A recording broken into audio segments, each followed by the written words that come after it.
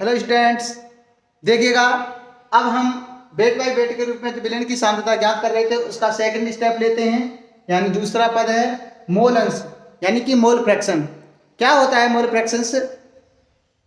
किसी विलेन में उपस्थित विलेय या विलायक के मोलों की संख्या तथा विलेन के कुल मोलों की संख्या के अनुपात को, विलेय और विलायक के मोलों की संख्या और विलेन के कुल मोलों की संख्या के अनुपात को विलेय या विलायक का मोल अंश कहा जाता है। मोल अंश को बेटे यानी कि हम काई से प्रदर्शित करते हैं, एक्स टाइप होता है ये साइन, इसे व्यक्त करते हैं। अर्थात ये हमने कोई सॉल्यूशन बनाया है तो जिसमें हमारा ए विलेय है और बी विलायक है, तो हम देखते हैं कि इसके फॉर्मूले क्या है। यानी काई ए अर्थात विलेय के मोल अंश इक्वल टू होता है विलेय के मोल अपॉन विलेन के कुल मोल, और आपका काई बी अर्थात विलायक के मोल अंश इक्वल टू होगा विलायक के मोल अपॉन विलेन के कुल मोल।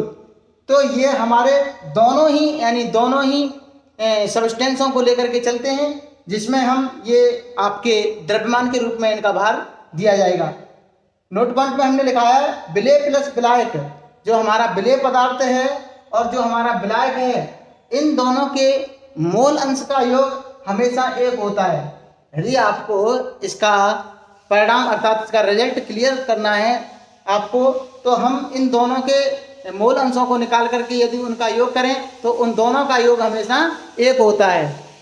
डियर स्टूडेंट, देखिएगा कि हम मोल फ्रैक्शंस का न्यूमेरिकल्स लिया हमने, जिसमें आपका इथाइल अल्कोहल के मोल की गणना करनी है। अर्थात हमें इथाइल ग्लाइकोल के मोल की गणना करनी है, जिसमें जो विलेन है वो 20% इथाइल ग्लाइकोल से मिलकर के बना है। कहने का मतलब है कि हमने कोई सॉल्यूशन बनाया है जिसमें हमने 20% C2H6O2 अर्थात एथिलीन ग्लाइकोल का फॉर्मूला है, इससे बनाया है 100% सॉल्यूशन। तो बेटे जो ये मिलाया गया होगा वो आपके यूनिवर्सल सॉल्वेंट अर्थात वाटर में मिला करके बनाया हुआ है 100% सॉल्यूशन। तो इसमें हमारा 80% क्या हो गया जल और 20% क्या हो गया एथिलीन ग्लाइकोल। तो कुल मिलाकर के 100% हमको क्या मिल गया सॉल्यूशन। अब इसके हम मोल अंश की गणना कर रहे हैं, अर्थात किसकी गणना करनी है? मोल अंश की, एथिलीन ग्लाइकोल के मोल अंश की। तो हम जानते हैं कि एथिलीन ग्लाइकोल का जो मोल अंश होते हैं वो आप सबसे पहले क्या करेंगे? विलेय के मोल अंश निकालेंगे। तो आप विलेय के मोल अर्थात आप C2H6O2 के मोल इक्वल टू क्या होता है आपके NC2H6O2 के mole upon NC2H6O2 plus NH2O। कहने का मतलब है यानी आपका एथिलीन ग्लाइकोल के मोल अंश इक्वल टू होगा एथिलीन ग्लाइकोल के मोल अपॉन विलेन के कुल मोल। ठीक इसी प्रकार आप वाटर के मोल अंश निकालोगे तो आप H2O मतलब ये काई है इक्वल टू हो जाएगा आपके NH2O अर्थात जल के मोल अपॉन विलेन के कुल मोल, विलेन के कुल मोल।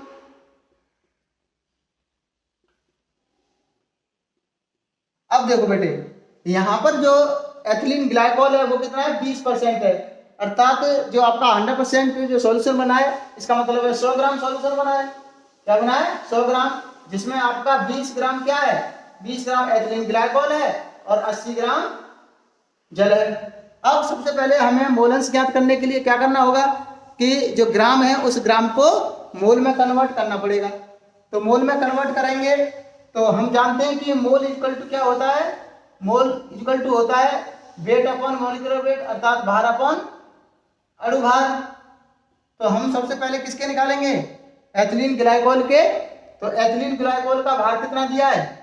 20 ग्राम अपॉन एथिलीन ग्लाइकोल का मॉलिक्यूलर वेट कार्बन का होता है 12, 2 कार्बन है 24, हाइड्रोजन का एक होता है कितने? 6 अर्थात 6 प्लस ऑक्सीजन का होता है 16 × 2 इक्वल टू 32। अब टोटल मिला करके कहोगे आप 62, अर्थात ये कितना आ जाएगा 62 और 62 को डिवाइड करोगे आप 20 से डिवाइड कर 20 में भाग दोगे 62 का यानी 62 का, तो ये आ जाएगा आपका 0 पॉइंट लगाया यहाँ 200 हो गया यानी 3 और बचे कितने डेढ़ यानी 32 यानी आपका आ गया 0.32। ये 0.32 जो मोल आए हैं ये किसके हैं बेटे, ये आपके विलेय पार्ट अर्थात एथिलीन ग्लाइकोल के। ठीक इसी प्रकार हम वाटर के मॉलिक्यूल्स निकालेंगे क्योंकि इसमें दोनों के मोल अंशों का योग देखा जाता है। तो वाटर के मॉलिक्यूल्स निकालेंगे तो वाटर कितना है आपका 80 ग्राम, कितना है 80 ग्राम। और आपके जो जल है इसके अणुभार कितना होता है, अणुभार कितना होता है, अणुभार होता है आपका बेटे इसका 18, तो डिवाइड करोगे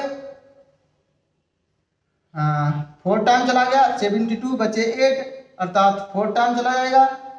फिर कुल मिला करके 4.44 ये आपके आगे किसके वाटर के मोल। अब हमारे पास दोनों के मोल हैं, ये तो हो गए एथिलीन ग्लाइकोल के और H2O के मोल कितने हो गए आपके 4.44।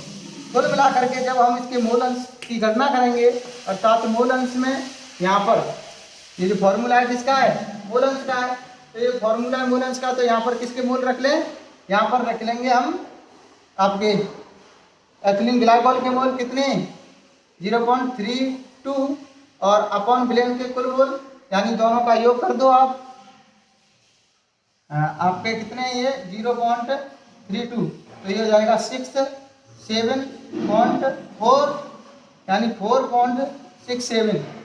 ठीक इसी प्रकार इसके करेंगे 4.44 अपॉन 4.76।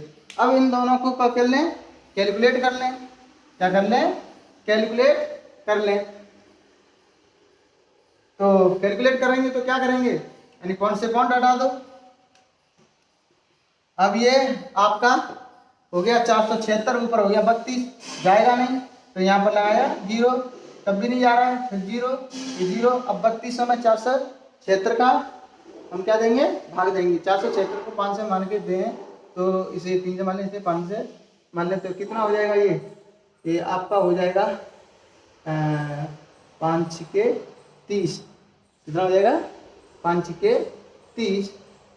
और ठीक इसी प्रकार हम देखते हैं ये लगभग कितनी बार चला जाएगा 6 टाइम चला जाएगा। और ये इसको करोगे तो इसमें भी कर लें, ठीक है, और इसको करोगे तो ये कितनी बार चला जाएगा आपका, ये तकरीबन चला जाएगा आपके 0 पॉइंट ये चला जाएगा आपका 9 और 0.4 अर्थात ये आपके मोल अंश आएंगे। अब इन दोनों का योग करके देखोगे यानी कि 0.94 प्लस 0.06 इक्वल टू हो जाएगा आपका 1।